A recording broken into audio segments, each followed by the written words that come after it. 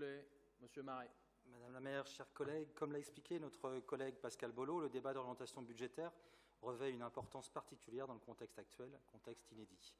La réduction des dotations de l'État et la réforme des finances locales ont déjà fragilisé nos marges de manœuvre et nous obligent concrètement, sur le budget 2025, à envisager de reporter certains de nos investissements publics.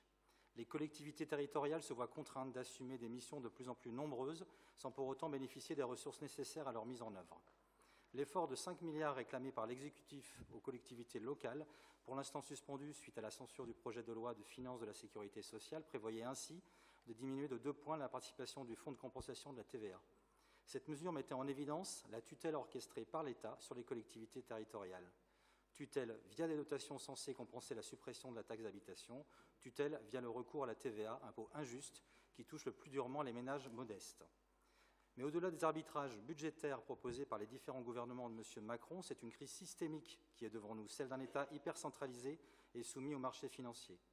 Pour nous, à l'UDB, une des pistes de solution est d'aller vers l'autonomie politique de nos territoires.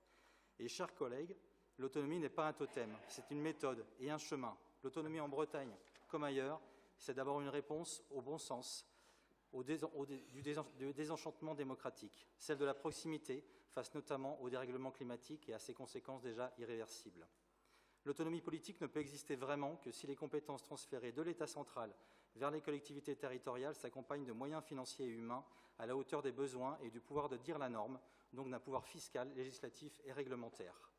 Et débat après débat, nous en sommes toujours bien loin.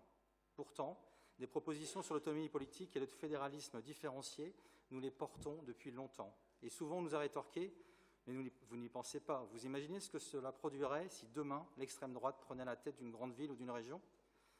Aujourd'hui, le RN est aux portes du pouvoir à Matignon ou à l'Élysée.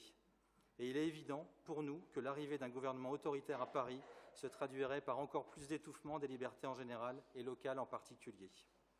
Finalement, face à la crise systémique que nous vivons et qui impacte nos capacités d'agir, nous sommes arrivés aux limites de l'organisation territoriale de l'État le plus centralisé en Europe. Ce débat d'orientation budgétaire l'illustre, puisque nous débattons simplement des dernières marges de manœuvre qu'il nous reste pour maintenir nos engagements au service des Nantais et des Nantaises, notamment les plus fragiles. Je vous remercie.